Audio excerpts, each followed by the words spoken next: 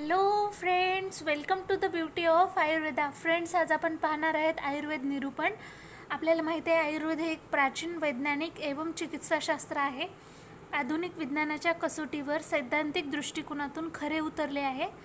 त्याची सर्वांगीण माहिती खालीलप्रमाणे आहे. म्हणजे काय आहे आयुर्वेद हे आपण पाहणार आहेत.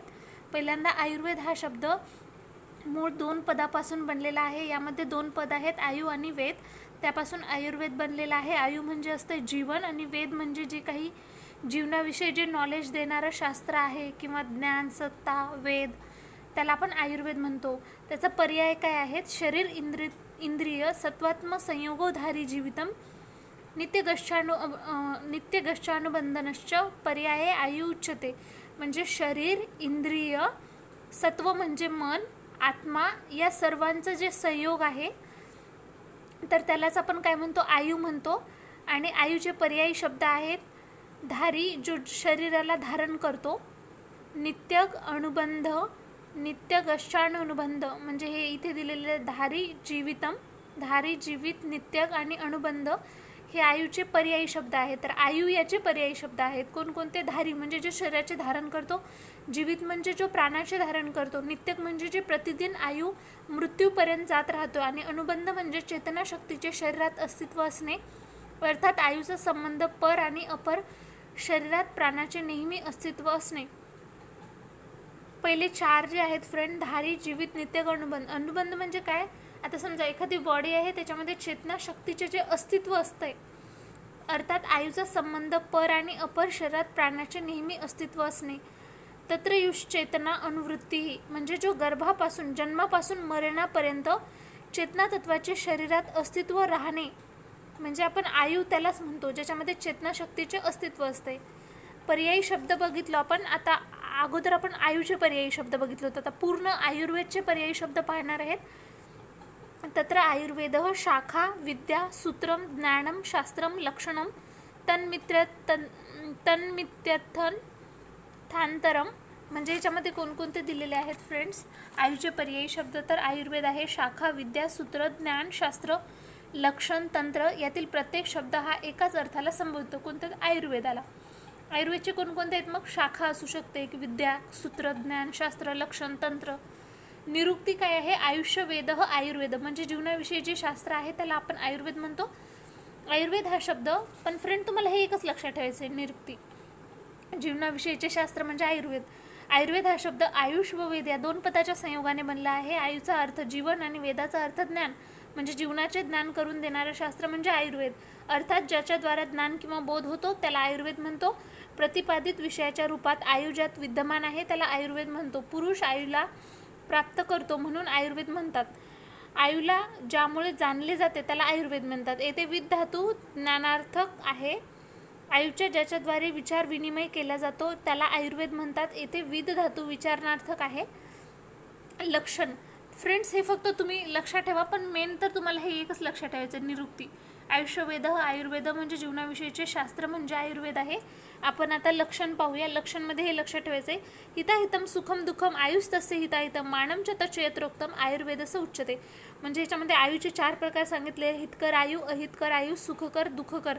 4 प्रकारच्या आयुसाठी हित आणि अहित बाबतचे मान, प्रमाण आणि आयुबद्दलचा स्वरूप ज्या शास्त्रात वर्णित आहे त्याला आयुर्वेद म्हणतात. Science of life. हितकर म्हणजे काय? हितकर आयु म्हणजे जो मनुष्य सर्व प्राणीमात्राचा हितचिंतक व हितकर्ता आहे, दुसऱ्याच्या धनाची इच्छा ठेवत नाही, सत्यवादी असतो, शांती प्रधान व समाधानी आहे, विचारपूर्वक कार्य करणारा आहे, सावधानीपूर्वक धर्म, अर्थ, काम यांचे पालन करतो, वंदनीय व्यक्तीची पूजा करतो, ज्ञान, विज्ञान व सदाचारी आहे, वृद्ध जनांची सेवा करतो, क्रोध, राग, ईर्षा, मद व अभिमान आदी वेगांचे धारण करीत नाही, नेहमी अनेक प्रकारच्या वस्तूंचे ज्ञान करतो, तप, ज्ञान व शांती इत्यादीचा सदा तत्पर राहतो, अध्यात्मविद्येचा ज्ञाता आहे व त्याचे पालन सुद्धा करतो, जे कोणतेही कार्य करतो त्या सर्व कार्यांना स्मरणपूर्वक ध्यानात ठेवतो. म्हणजे फ्रेंड्स हे तुम्ही जर लक्षात ठेवलात, आता ह्याच्यातलं एवढे नाही तर 4-5 दुसऱ्याच्या धनाची इच्छा नाही ठेवायची, नेहमी सत्यवादी राहायचं, शांतीप्रधान असायला पाहिजे, जे धर्म, अर्थ, काम आहे तर ते सावधानीपूर्वक त्याचे पालन करायचे, पुन्हा ज्ञान, विज्ञान, नेहमी सदाचारी राहायचं इतरांसोबत, आणि हे जे आहेत त्यांचं धारण करायचं नाही, राग, क्रोध, ईर्षा वगैरे. मग ह्याच्या अपोजिट करून जे अपोजिट असणार ना ते हितकरच्या अहितकरेमध्ये येणार. आणि सुखकरमध्ये जो मनुष्य शारीरिक आणि मानसिक रोगरहित आहे, ज्याला कोणतीच पीडा नाही आहे, म्हणजे शरीरात बल आहे, वीर्य स्थापित आहे, यशस्वी पुरुषार्थी पराक्रमी आहे, ज्ञानविज्ञानाने संपन्न आहे, ज्याची इंद्रिय आपल्या स्वविषयाला ग्रहण करण्यास समर्थ आहेत, सर्व प्रकारच्या धनसंपत्तीने युक्त आहे, इच्छेनुसार प्रत्येक कार्य करण्यासाठी जो समर्थ आहे, तर ते सुखकर आहे. दुःखकर त्याच्या अपोजिट. या 4 प्रकारच्या आयुष्यासाठी हित अर्थात आयुष्याला आयु वाढविणारे, अहित अर्थात अनायुष्य जो आयुष्याचा ऱ्हास करणारे, अशा दोन्ही प्रकारच्या वर्णात सुख दुःख प्रदान करणारे आहे. या सर्वांचा निर्देश ज्या शास्त्रात वर्णित आला त्या आयुर्वेद म्हणतात. तर फ्रेंड्स, लक्षणमध्ये काहीच नाही. हे एक श्लोक लर्न ठेवा. हिताहितम सुखम दुःखम आयुष तसे हिताहितम मानवच तच्छेत्रोक्तम आयुर्वेदचं उच्चते. आणि त्याच्यामध्ये सांगा की 4 प्रकारचे आयु सांगितले, हितकर, अहितकर, सुखकारक, दुःखकारक. आणि तुम्हाला जे जे वाटते ते पॉईंट तुम्ही ॲड करू शकता. आता प्रयोजन, हे पण इम्पॉर्टंट आहे. प्रयोजन, तर प्रयोजनमध्ये प्रयोजनम चास्य स्वस्थस्य स्वास्थ्य रक्षणम, इथून आहे प्रयोजन. स्वस्थस्य स्वास्थ्य रक्षणम आतुरस्य विकार प्रशमनम च. म्हणजे याच्यात 2 प्रकारे आयुर्वेदाचा उद्देश सांगितला. प्रयोजन म्हणजे उद्देश काय होता आयुर्वेदाचा, तर स्वस्थ व्यक्तीच्या स्वास्थ्याचे रक्षण करणे, जो ऑलरेडी हेल्दी आहे ना त्याची हेल्थ तशीच मेंटेन करणे, आणि रोग झालेल्या व्यक्तीला आतुर रोग विकार व्याधी दूर करणे म्हणजे रोगाचे प्रशमन. म्हणजे समजा एखाद्याला डिसीज झालाय तर तो दूर करावा. तर ते 2 कंडिशन आहेत, तर ते हेतू आहेत. आयुर्वेद आपण एवढं शिकायलो तर ते ह्याच्यासाठीच की स्वस्थ व्यक्तीच्या स्वास्थ्याचे रक्षण करायचं आणि रोगी व्यक्तीपासून दूर करायचे डिसीज. आयुर्वेदाचे नित्यत्व आणि शास्त्रत्व. आयुर्वेद शाश्वत, अनादि आणि नित्य आहे, हे लक्षात ठेवा. आयुर्वेद शाश्वत आहे, अनादि आणि नित्य. हे असं का म्हटलं आहे तर आपण पाहूया. सो अयम आयुर्वेदः शाश्वतो निर्दिश्यते अनदित्वात स्वभाव संसिद्ध लक्षणत्वात भाव स्वभाव नित्यत्वात. इथे ना फ्रेंड्स, आयुर्वेदाची परंपरा सामान्यतः ब्रह्मापासून प्रारंभ होते. म्हणजे आपल्याला अगोदरपासून आपण ऐकत आलेलो आहे, ब्रह्मापासून स्टार्ट झाले आयुर्वेद.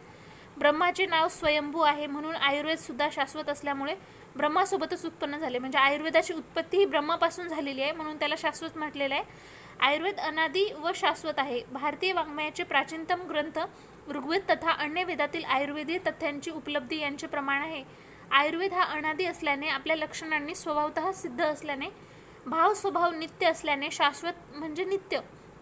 कधी असे झाले नाही की आयुला प्रवाह वा बुद्धीला प्रवाह नाही, म्हणून आयुला जाणणारा सुद्धा शाश्वत आहे.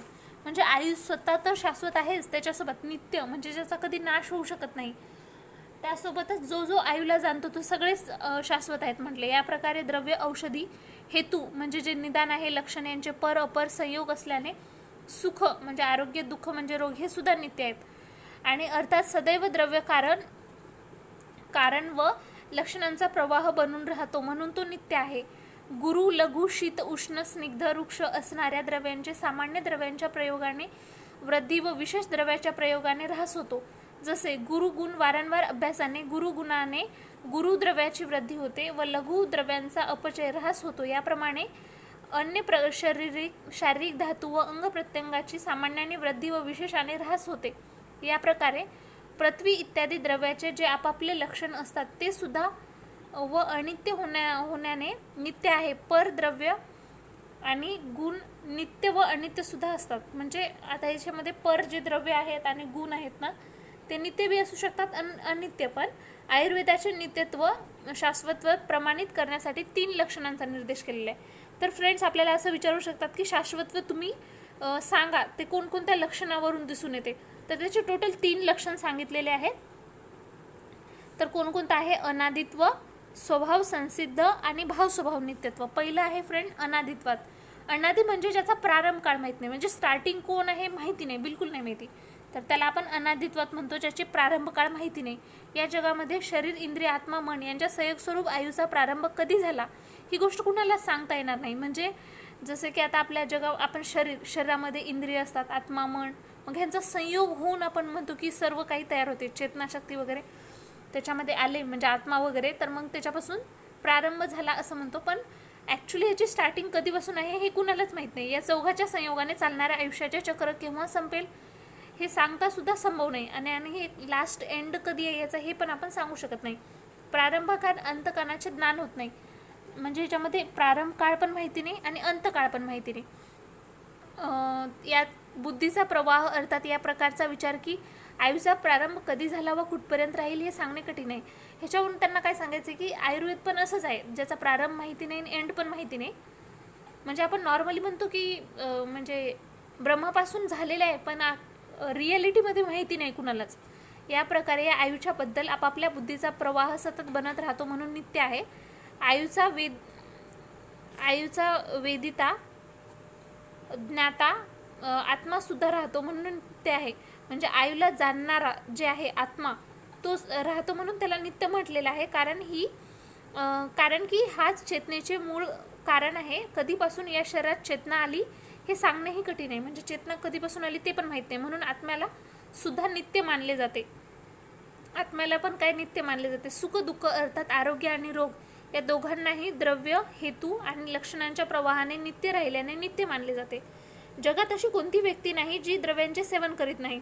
द्रव्य सुखकारी दुःखकारी दोन प्रकारचे असतात. द्रव्य म्हणजे आता आपण वेगवेगळ्या प्लेसला वेगवेगळं, कधी आपण मेडिसिन हे द्रव्य आहे म्हणतो, तर मग जे आपण घेतो तर ते दोन्ही प्रकारचे असू शकतात, सुखकारक दुःखकारक.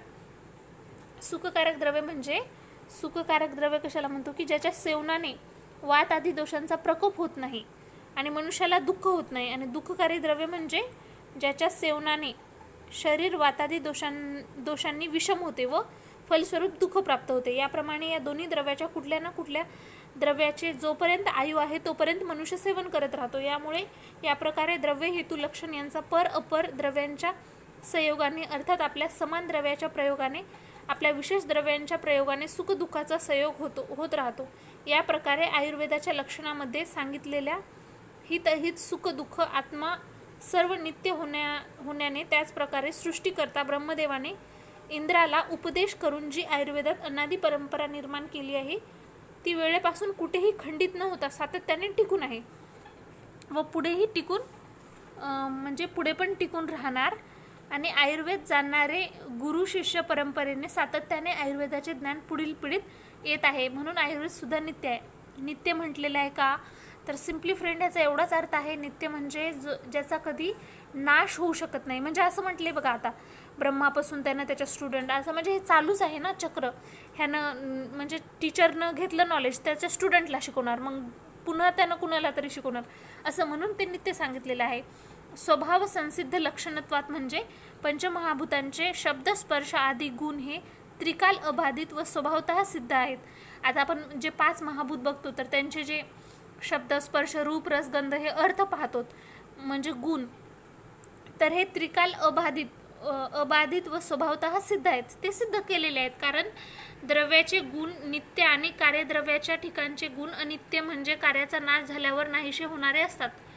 तर काय म्हणलेलं आहे, तत्वतः हे खरे असले तरी परंपरा सातत्याने म्हणजे जरी हे खरे आहे ना तशा प्रकारच्या नवीन उत्पन्न होणाऱ्या कार्यद्रव्याच्या ठिकाणीही तेच गुण असतात. जसे मिरचीच्या ठिकाणी तिखट, आता मिरची नेहमी तिखटच राहणार, मग हा तो तुझा गुण झाला. मिरची नाहीशी झाल्यावर नष्ट होणार असला तरी त्या द्रव्याच्या जातीच्या आधाराने नवीन उत्पन्न होणारी मिरची तिखटच असते. म्हणून परंपरा सातत्य हा अखंड चालू असल्याने कार्यद्रव्याच्या गुणामध्ये संतान न्यायाने नित्यत्व असते. चरकाने वर्णन केलेले खर, द्रव, उष्ण, चल व अप्रतिघातत्व हे अनुक्रमे पृथ्वी, जल, तेज, वायू, आकाश यांचे गुणधर्म सुद्धा स्वभावसिद्ध आहेत.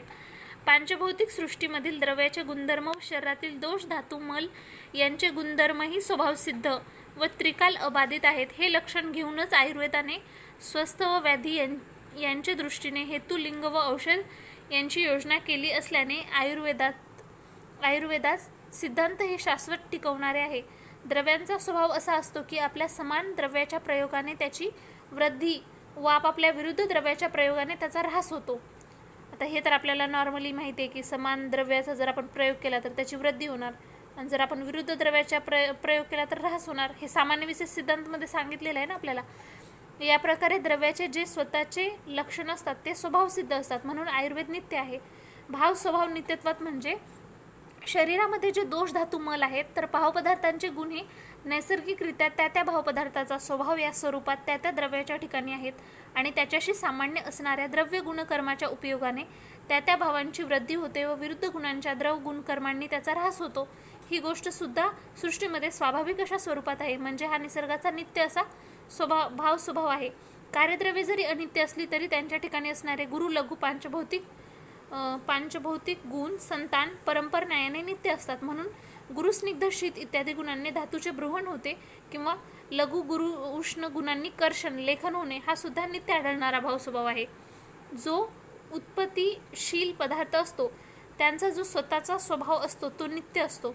जसे अग्नीमध्ये उष्णता, जलामध्ये द्रवत्व, गोष्टी स्वभावतः सिद्ध आहेत म्हणून आयुर्वेद नित्य आहे.